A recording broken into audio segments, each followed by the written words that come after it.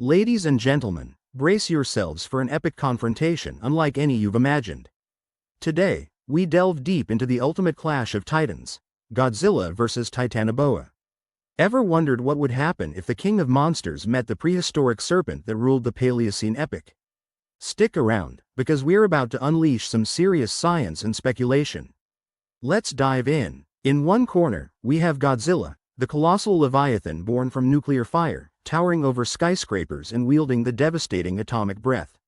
In the other, we have Titanoboa, the massive prehistoric serpent that dominated the Earth 60 million years ago, capable of swallowing crocodiles whole. But the big question is, who would emerge victorious in an all-out battle between these two legendary behemoths? Let's break it down with some hardcore science and a sprinkle of creative speculation. Godzilla, or Gojira, in Japanese, made his first appearance in 1954, conceived as a metaphor for nuclear devastation post-Hiroshima and Nagasaki. Over the past almost 70 years, Godzilla has evolved from a malevolent force of destruction to a protector of the Earth, featuring in over 36 films, numerous comics, and video games. He's not just a monster, he's a cultural icon representing humanity's relationship with nature and technology. Standing at an impressive 119 meters tall in his latest iterations, and weighing around 99,634 metric tons, Godzilla is a walking natural disaster. His epidermis is covered with keloid-like scars, a nod to his nuclear origins, and his dorsal fins are serrated, resembling the spines of Stegosaurus. His thick, muscular tail can obliterate buildings with a single swing. Godzilla's signature ability is his atomic breath, a concentrated stream of radioactive energy capable of melting steel and igniting fires across cities. He possesses a nuclear-powered regenerative healing factor, allowing him to recover from injuries that would be fatal to other creatures. Additionally, his strength is virtually immeasurable, capable of lifting and throwing monsters of equal or greater size. His durability is off the charts. Conventional weapons are mere insect bites to him. Godzilla has toppled foes like King Ghidorah, a three-headed extraterrestrial dragon, and Mechagodzilla, a mechanized doppelganger equipped with an arsenal of advanced weaponry. He's withstood volcanic eruptions, survived black holes, and even absorbed planetary-scale energies. Talk about resilience. In 2009, scientists uncovered fossils in the Sarajan Formation of Colombia that led to the identification of Titanoboa sarajanensis. This prehistoric snake lived approximately 58 to 60 million years ago during the Paleocene epoch, a time when the planet was recovering from the mass extinction that wiped out the dinosaurs. Titanoboa stretched up to 13 meters in length and weighed over 1,135 kilograms. To put that into perspective, it was as long as a semi-trailer and as heavy as a small car. Its diameter was approximately 1 meter, making it the undisputed largest snake ever known. Titanoboa thrived in the tropical rainforests and swamps of ancient Colombia, where average temperatures hovered around 32 degrees Celsius, significantly warmer than today. As an apex predator, its diet likely consisted of large crocodilians and fish. Its hunting strategy involved stealth and ambush, utilizing its camouflaged scales to blend into the muddy waters before delivering a crushing blow. Scientists estimate Titanoboa's constriction force was a staggering 400 psi, enough to suppress blood flow and cause cardiac arrest in its prey within seconds. Unlike modern snakes, Titanoboa may have been able to modulate its metabolism to survive in varying temperatures, a necessity in its post-dinosaur extinction environment. Its scales might have offered some defensive capabilities against the primitive weapons of its time. Now, let's set the stage for this colossal confrontation.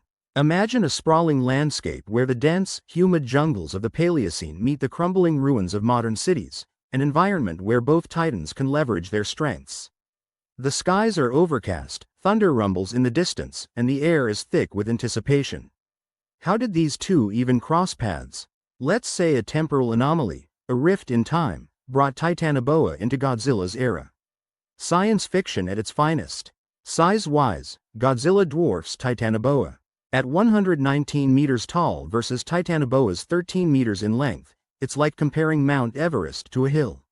Weight is another factor. Godzilla at nearly 100,000 metric tons versus Titanoboa's 1.25 tons. However, size isn't everything.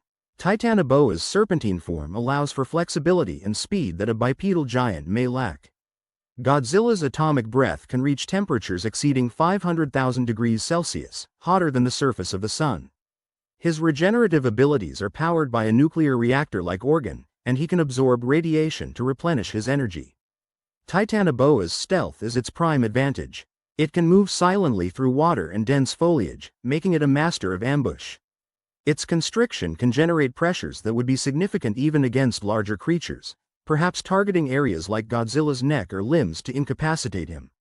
While Godzilla is nearly invincible, he has been overwhelmed by multiple opponents and can be temporarily incapacitated by extreme forces.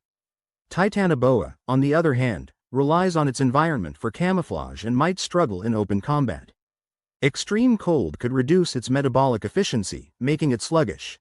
As Titanoboa slithers through the remnants of a flooded city, Godzilla senses a disturbance in his domain. He releases a thunderous roar measuring 174 decibels, louder than a jet engine at takeoff. The ground trembles as these two apex predators lock eyes for the first time. Titanoboa, utilizing its infrared-sensitive pits, detects Godzilla's massive heat signature. Seizing the element of surprise, it lunges from the shadows, aiming to encircle Godzilla's leg. But Godzilla anticipates the attack, swinging his tail with kinetic energy equivalent to a magnitude 7 earthquake, causing Titanoboa to recoil. Undeterred, Titanoboa adapts its strategy, weaving through debris and using the terrain to its advantage. It manages to coil around Godzilla's arm, applying immense pressure. For a moment, it seems the serpent's strength might prevail. But Godzilla channels his atomic energy, his dorsal fins illuminating with a luminescent blue hue. With a catastrophic release, he unleashes his atomic breath point blank. The blast propels Titanoboa backward, scales scorched but not defeated. In a last-ditch effort, Titanoboa attempts to strike at Godzilla's eyes, one of his few vulnerable spots. The serpent's fangs, though not venomous, could cause significant damage. However, Godzilla's reflexes are sharp.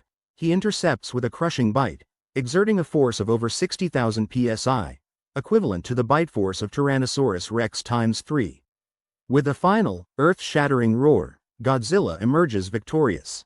Titanoboa, overwhelmed by injuries and no longer able to continue the fight, retreats into the depths from whence it came, acknowledging the supremacy of the king of monsters.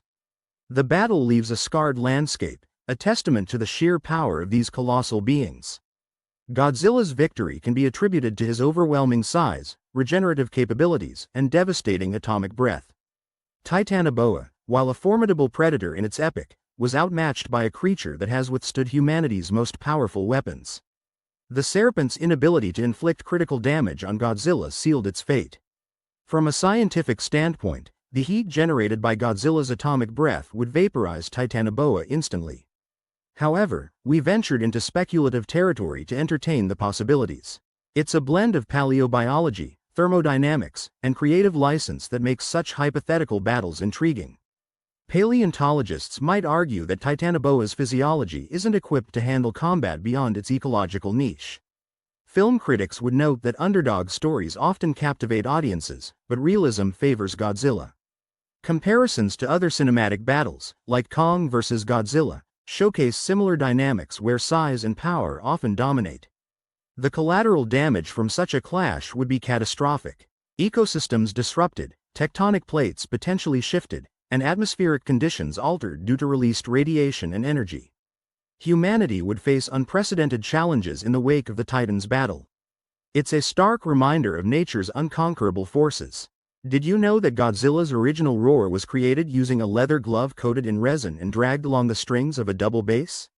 Or that Titanoboa's discovery helped scientists understand the correlation between reptilian size and ambient temperature in prehistoric climates? Also, Godzilla holds the Guinness World Record for the longest continuously running movie franchise. Now, we want to hear from you. Do you think Titanoboa could have stood a chance under different circumstances? What strategies might the serpent have employed to gain an upper hand?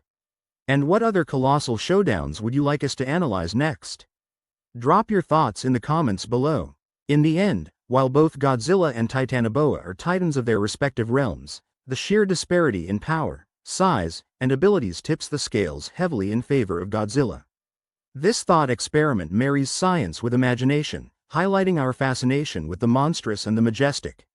If you enjoyed this deep dive into the ultimate clash of titans, smash that like button, subscribe for more mind-blowing content, and share this video with fellow enthusiasts. Until next time, stay curious and keep exploring the wonders of our world, and the worlds we can imagine.